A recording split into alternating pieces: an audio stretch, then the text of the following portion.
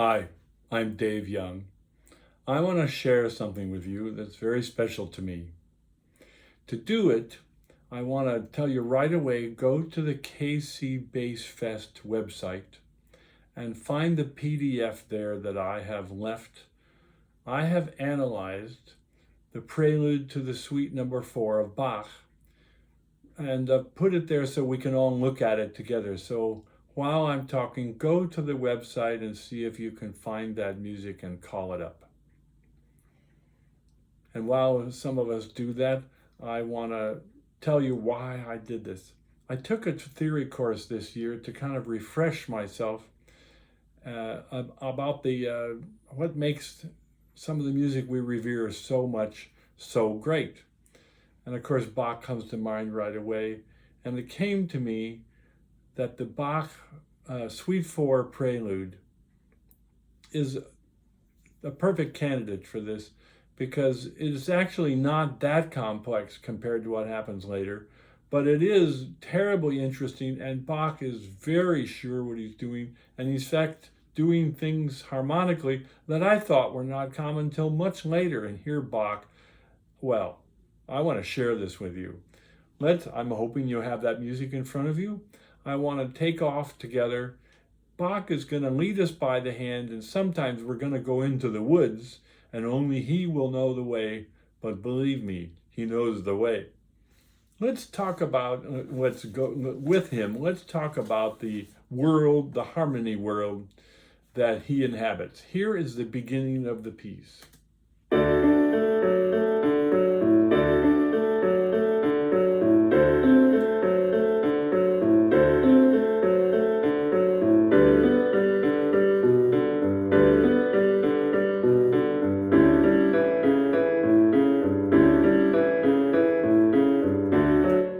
There. Look at the Roman numerals underneath. You see, I made a kind of piano part. I actually organized the notes so that they're in a consistent chordal manner so you can see. Writing an analysis like this teases out the notes that are maybe fundamentals to the chord, but aren't always on the bottom. And what he's doing in the arpeggios is interesting in it itself. But here I'm looking at the harmonies. So this piano part I've made is just to play the chords so you can hear them. But also it shows you what the bass notes implied in these chords are. Well, yes, we played in the key of D, so everything is D for 8 bars. But look at the chords. We go 1, 4, 5, just like every folk song, and half of the rock and roll tunes ever written use the same thing, 1, 4, 5. Well, Bach could have had a very nice, thank you very much, nice little piece that everybody knows, the harmony, but he immediately starts going off from there. And to show you what he does, I want you to concentrate upon the left hand of the piano line, the bass line, because in this case, a lot of the time, the bass is carrying the important melodies. Sometimes there are counter melodies, and you can make a case for 2, even 3 melodies going on at the same time.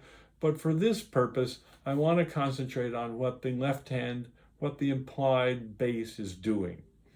So right away, here we were in bar 9, we return to the D chord. Watch what the bass does.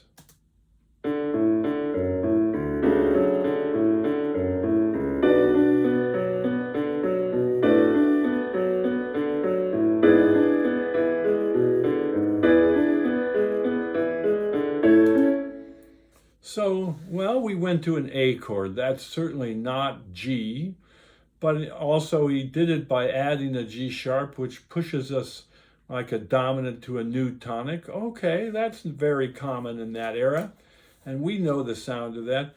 Well, he's hardly done. Watch the bass line. It uses the same kind of sequence, and the bass line descends to a new place.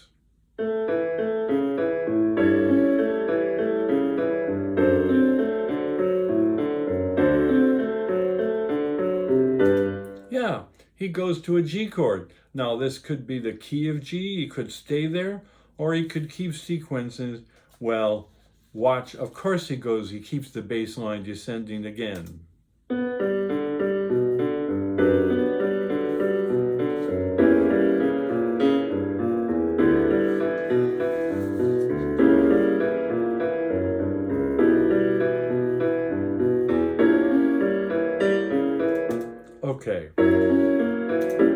Okay, I want you to see and notice an amazing device, which is very common already by Bach's time, and everybody since Bach has used it as a major device for pivoting. It's called a diminished seventh. A diminished seventh, look at bar 21. A diminished seventh consists of 4 notes, each of them a minor third apart, and it requires altering some note or more of the scale. In this case, he added A sharp in bar 21, and A sharp again in 23 and 25. Each of those are diminished seventh chords. And because of that A sharp, we're pushed in 27 to B minor. We could be in the key of B minor. Let's see what he does.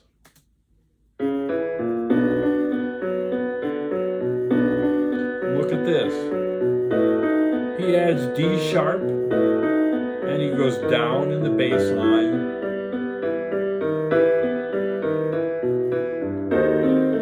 Now I want to stop. This diminished seventh chord is actually pushing us to E minor, but now Bach, I think, is doing something fun. I think, no, this is not an A2, this is not dry. I think he's teasing us. Each time he goes to a new, what could be a key point, a new key, and he doesn't stay there. He immediately leaves it. Well, here's a diminished seventh again, and I think this diminished that a minute ago we went on D sharp, took us to E. Well, this is the same D sharp in a different guise takes us to E minor, and we think, well, is this it? Is this where we're staying?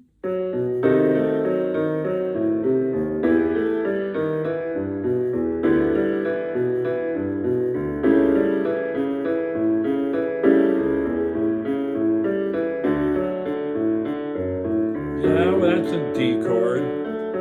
Oh my gosh. Diminished seventh, over and over. Okay, this time we went to F sharp minor. And again, it's because of those E sharps pushing us to F sharp. Now, gives you a kind of a break in a second from all these arpeggios, but he's still teasing us. He knows the way, and we could be feeling lost, but he has us by the hand. He says, don't worry, I'll show you.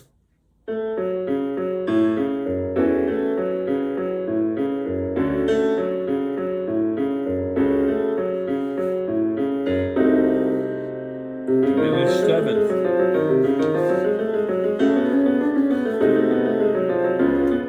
Okay, this is another device and a moment in Bach, which is very common. You remember he was an organist, and there are these long things called organ preludes.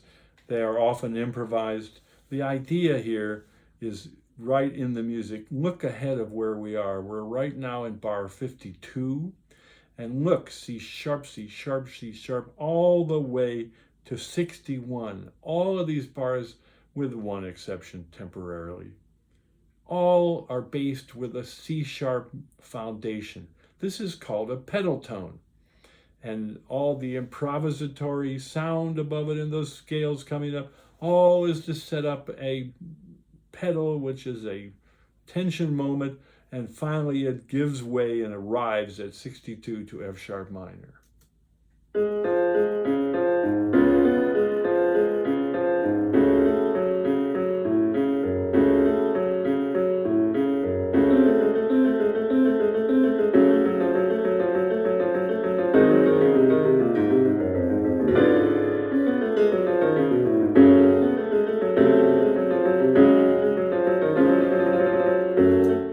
There, F sharp minor. Well, what devices are left for him to play with? Oh, don't worry, he's not out of ideas at all.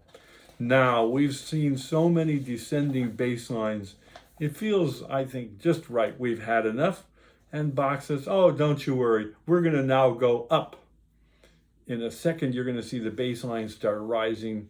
And in music, rising pitch always means adding tension. And this is no exception. Watch the bass line go up with our diminished seventh arpeggios, and it'll get up to the top of page 4 to another surprising device. Here is 62.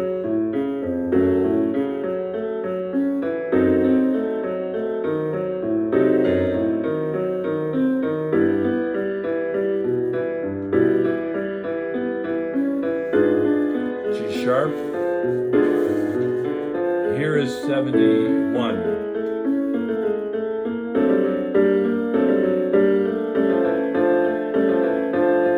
What? B flat? What is that? I think he's leading us. We're going somewhere, but only he knows where.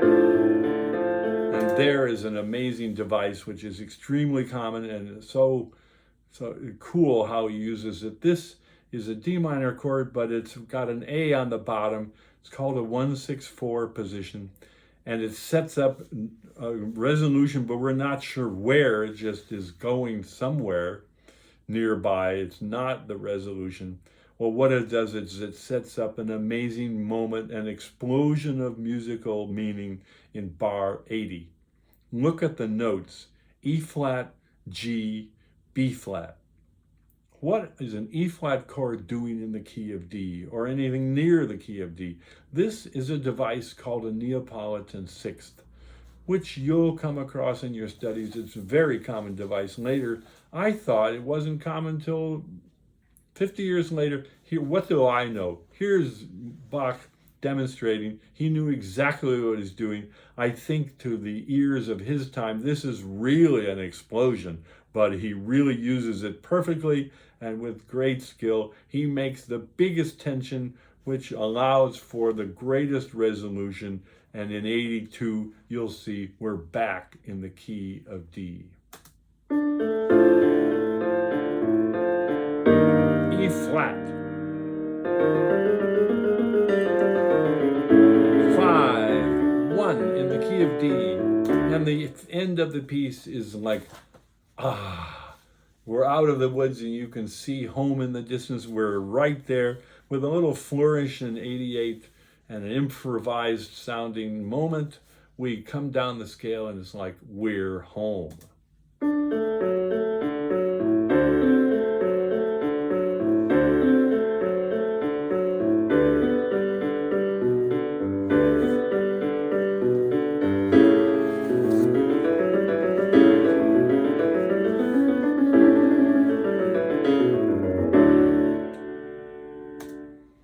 Bravo. Amazing. So, I hope you like this piece as much as I do. I'd like to play the whole thing for you now.